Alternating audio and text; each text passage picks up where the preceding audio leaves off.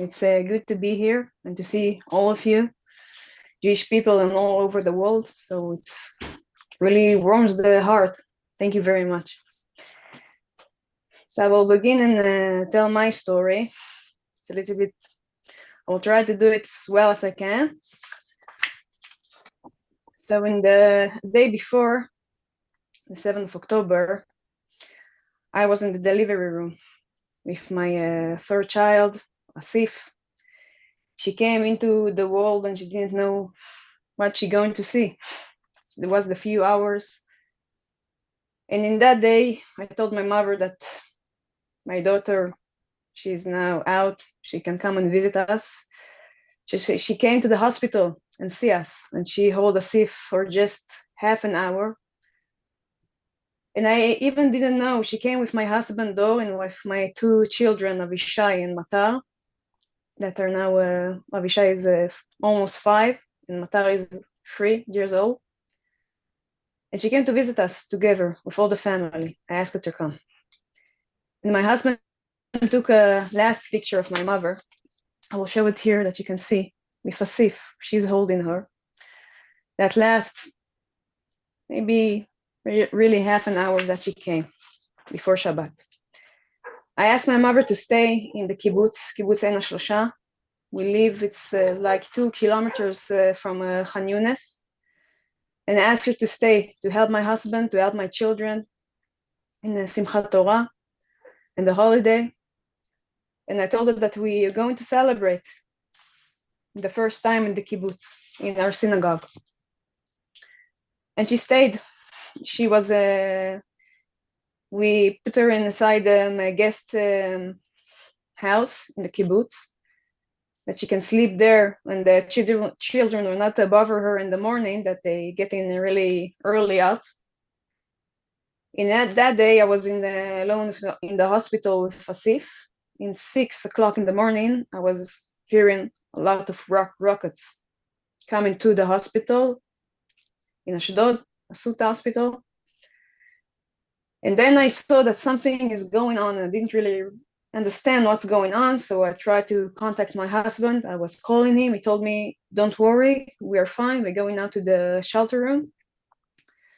But your mother didn't came yet. It was really early in the morning, so we didn't think that anything went wrong. And he got inside.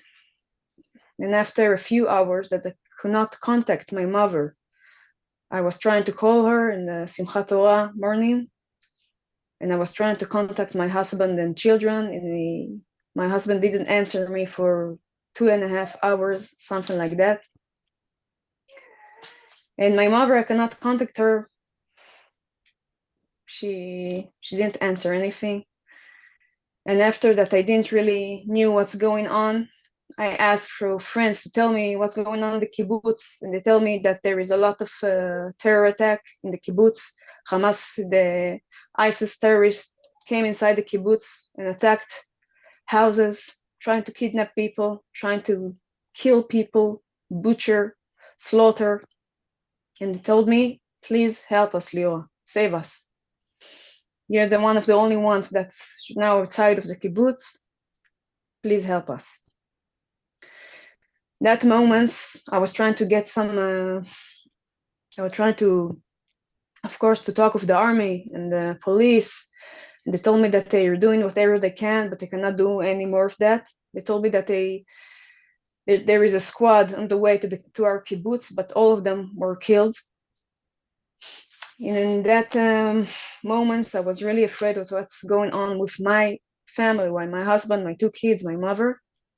And I was trying to call many times my husband, and then he answered me and he told me, listen, baby, please do whatever you can to save us. We're in a difficult position. Please do everything that you can to save us. And that's what the last phone call that I have with him in that moment. After he called me, I've seen what's going on, and I was trying to, I opened the war room with one hand, Asif is with me, in the other hand, the phone is with me. A few hours after labor. In that moment, I called my brothers and asked them, Betzalel and Yadidya, to come and save my family from the kibbutz. I told them, please bring a few 20, 30 people from South Hebron. We have here a farm, a ranch. And if you can just bring some people that have guns and come to save our kibbutz, our family, my community, my mother. Then they were on the way to the kibbutz.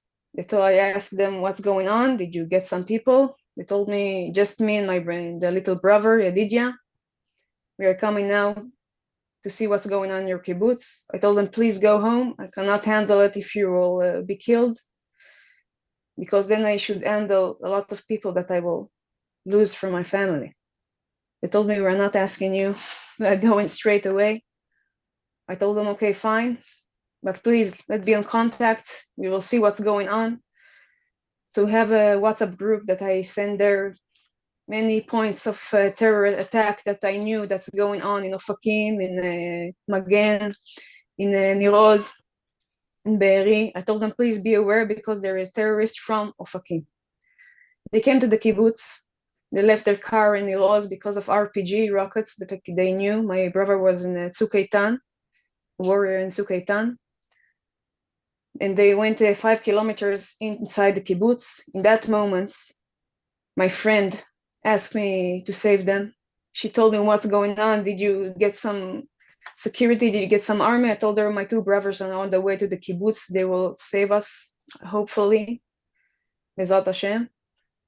And I told her they're getting right now inside the kibbutz. In that moment, my brother was in the yellow gate that we have. And I told him, just wait a minute. I need to check with the emergency squad that we have from the community that they will not be a shooting for both sides. And they told me I sent them some pictures. They went inside for the kibbutz. They went to my husband's house, our house, my home, to see the children if they're fine, because we have terrorists around the house that went through houses to kill people. And they were the first people that came to save my husband and my children. They see that everything is fine. I talked to them. They asked me, where is Ima sleeping? I told them where she needs to be. And when they went there, they found her on the ground, butchered, a lot of Kalashnikov bullets in her head, all of her body, without shoes, without anything. And when they took her body on the side that they will not kidnap her, they saw that she is holding a packet of snacks for my children for the Simchat Torah holiday. And after that they put her on the side that they will not kidnap her, they went to meet the emergency squad that they can save and can help for the residents of our kibbutz. And after that, I heard that my husband called me in the hospital, and he told me the first time that my mother is killed. And I told him, please don't tell it for me again, because my father, he was killed 8 years ago. Now my mother is together with him. So it wasn't easy, but I'm really glad and blessed that my husband and 2 children survived that butchery and that events. I just want to say, I really, in the beginning of the war, I think the Jewish community all around the world was there for the first moments. I must say it, really. We felt it, and we saw it with donations. And I want to say thank you very much. It's really important to us. And one of the things that we're doing here in the south, in the Negev, that we love so much, really. I'm the spokesperson of Adin Negev Nachalat Eran. Many of you people maybe know me because I made for you tours in the village.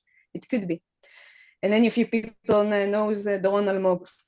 And in that day, I called Doron Almog to help and save my family, to help and get for us some army. And I was also talking to Avi Wurzman, the CEO of the village, and they tried to help me a lot. So that's one of the things. And I want to say thank you for supporting and thank you for your connection to the rehabilitation village, Adi Negev Nachalat Eran, for the hospital, that there is now soldiers that getting better because of your kindness. Thank you very much. And one of the things that I want to say that we will grow. And even if we are a little bit, there is a saying of Rabbi Mekotzak, even if when your heart is broken, that's the whole piece. If I'm saying it correctly, I don't know, you can, of course. So we are now building ourselves together again.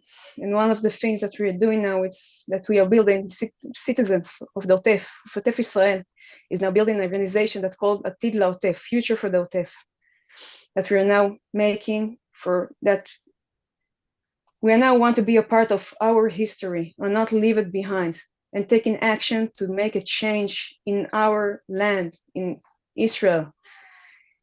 And that's one of the things that we are now doing to get out of all the sadness and to grow together. So thank you very much. And if you want to ask something, you can, of course.